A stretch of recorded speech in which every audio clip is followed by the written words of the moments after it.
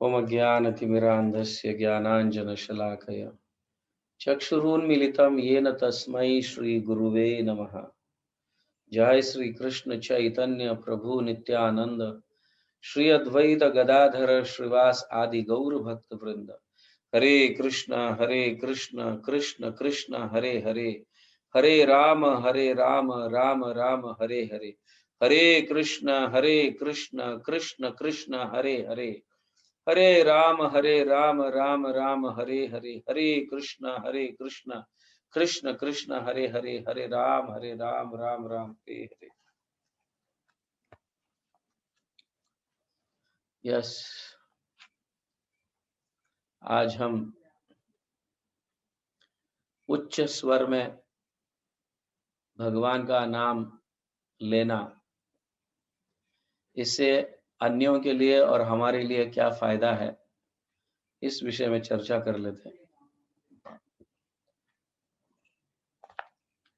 तो यहाँ अपने ग्रंथों में लिखा गया है, जपतो हरिनामानि स्थान शत गुणाधिकः।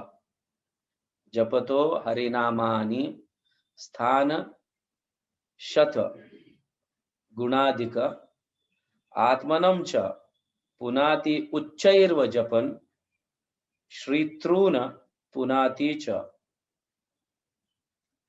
तो यहाँ कहा गया है कि उच्च स्वर में हरिनाम लेने से या जप करने से, और जो व्यक्ति चुपचाप जप करता है, मन ही मन में जप करता है, उससे शत गुणाधिक 100 गुना अधिक ज्यादा प्रभावशाली है उच्च स्वर में जप करना। 100 times, not just twice, thrice or 10 times better, it is 100 times better। शत, इस तरह से यहाँ पे कहा गया है कि चुपचाप जप करने वाले व्यक्ति केवल स्वयं, जो चुपचाप जप करते हैं, मन ही मन में जप करते हैं या धीरे से जप करते हैं, तो वो सिर्फ अपना उद्धार के विषय में सोचते हैं, या अनजाने में भी करते होंगे तो भी उसका फल यही प्राप्त होता है, वो सिर्फ उस व्यक्ति का उद्धार होता है। उच्च स्वर में जप करना, भले वो अनजाने में, उसे ज्ञान भी नहीं है, लेकिन उच्च स्वर में जप करता है तो उसका फायदा अन्यों को भी होता है। तो ध्यान में रखकर, मतलब ये अन्यों का फायदा होगा, ये ध्यान में रखकर उच्च स्वर में जप करने से सचमुच उन जीवों का उद्धार होता है जो कभी अपने जिह्वा पर भगवान का नाम तक नहीं लेते। ऐसे कई हैं। हरिदास ठाकुर कहते हैं, केवल मनुष्य ही हरिनाम का जप कर सकता है, अन्य कोई प्राणी, जीव या पशु, पेड़ पौधे, पक्षी भगवान का नाम का जप नहीं कर सकते।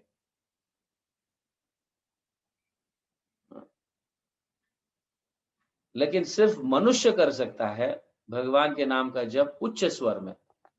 और उच्च स्वर में जब जप करते हैं, जो भगवान का नाम नहीं ले पाते, पशु कहो, इवन मनुष्य भी कहो, नहीं ले पाते, वो सुन तो सकते हैं, सभी को कान है, जिह्वा भी सभी को है, लेकिन सब में योग्यता नहीं है कि भगवान का नाम ले सकते हैं। कान जब भक्त उच्च स्वर में भगवान का नाम लेता है, मनुष्य योनियों में होते हुए भी, मनुष्य योनि में होते हुए जब भगवान का नाम उच्च स्वर से लेता है, तो पशु जबरदस्ती सुन पाते हैं। उनकी सुनने की इच्छा नहीं भी हो तो भी वो सुन पाते हैं। इससे उनका उद्धार हो जाता है। तो जाने अनजाने में वो अगर श्रवण करते हैं भगवान के नाम का, हाँ, तो भी उन्हें फल प्राप्त होता है। श्रील हरिदास ठाकुर यहाँ इस तरह से कहते हैं, और आगे कहते हैं हमारे आचार्यगण, जो मन ही मन में जप करते हैं या थोड़े धीमे से जप करते हैं, जो अन्यों तक नहीं पहुंच पाता है, तो वो व्यक्ति स्वार्थी है, सिर्फ अपने उद्धार का ही उसे पड़ा है। अन्यों का उद्धार कब करेगा वो? इसीलिए यहाँ कहा गया है कि जो उच्च स्वर में जप करते हैं, वो निश्चित रूप से निस्वार्थ भाव उनके हृदय में जागृत हुआ है।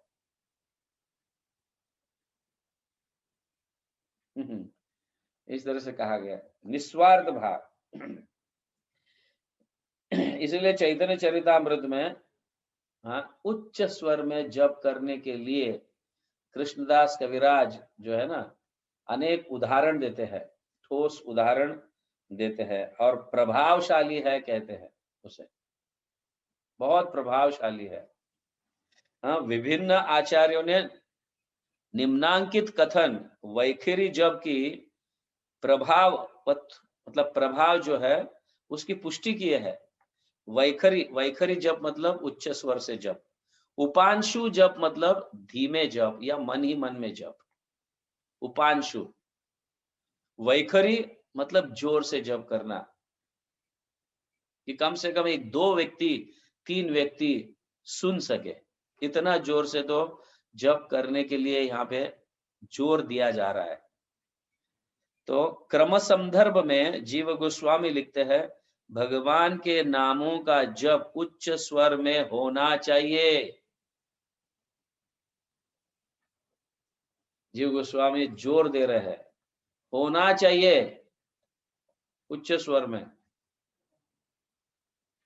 बाकी अन्य जब कथन करते हैं, इसकी निंदा उसकी निंदा, ये उच्च स्वर में हम ज्यादा चिल्ला कर बोलते हैं, या किसी को डांटते हैं या चिल्ला कर बोलते हैं, तो भगवान का नाम क्यों नहीं उच्च स्वर में बोलना चाहिए, जिसके कारण अनेक जीवों का उद्धार होता है। आगे बलदेव विद्याभूषण जो है वो कहते हैं, जब हरे कृष्ण महामंत्र जोर से उच्चारण किया जाता है तो स्वयं श्री कृष्ण व्यक्ति, जो जप करने वाला व्यक्ति है, उसके जिह्वा पर स्वयं श्री कृष्ण नाचते हैं। ये हमारे लिए कितना बड़ा भाग्य है कि भगवान हमारे जिह्वा पर नाचते हैं जब हम उच्च स्वर से जप करते हैं।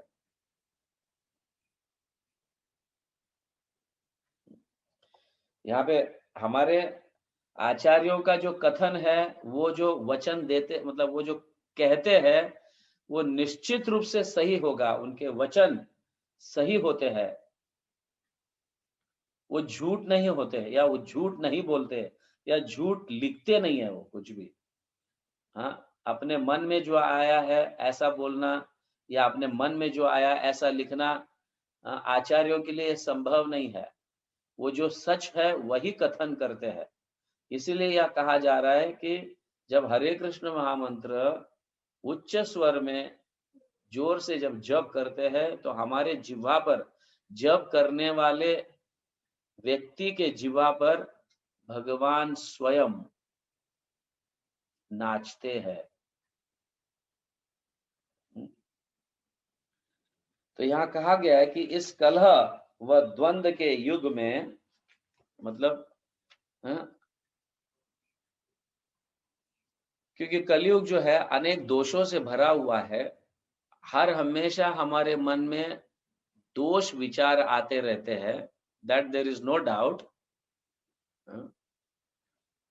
और खास करके जब करते समय दोष दोष दिखने लगते हैं, अन्यों के दोष, और कई प्रकार के दोष, विकार भाव वगैरह आने लगते हैं।